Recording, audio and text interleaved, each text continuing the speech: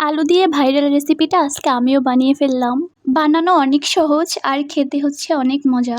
আলুর এই রেসিপিটা বর্তমানে খুবই ভাইরাল, তাই আজকে আমিও সন্ধ্যার নাস্তায় বানিয়ে ফেললাম এই আলুর ভাইরাল রেসিপি। এই রেসিপির মেইন উপকরণই হচ্ছে আলু, আর যা যা লাগবে সেটা অ্যাভেলেবেল সবার ঘরেই থাকে। আমি মিডিয়াম সাইজের 3টে আলু নিয়েছিলাম, তো আলুগুলো আমি কেটে ধুয়ে সেদ্ধ করতে দিয়েছিলাম।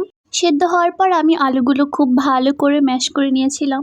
দেন আমি পাশাপাশি সব উপকরণ রেডি করে নিয়েছিলাম। ম্যাশ করা আলুর সাথে ধনেপাতা কুচি, কাঁচামরিচ কুচি, পেঁয়াজ কুচি, হলুদ গুঁড়ো, মরিচ গুঁড়ো, জিরের গুঁড়ো, স্বাদ মতো লবণ এবং কর্নফ্লাওয়ার দিয়ে খুব ভালো করে মেখে নিতে হবে। হাত দিয়ে চেপে চেপে আমি একটা স্কোয়ার শেপ করে নিয়েছিলাম। তোমরা চাইলে এই পটেটো স্টিকটা বাসায় তৈরি করে খেতে পারো, কারণ এটা খুব অল্প উপকরণে এবং অল্প সময় বানানো যায়। আমি আস্তে আস্তে কেটে নিয়েছিলাম কারণ এটা অনেক বেশি নরম ছিল।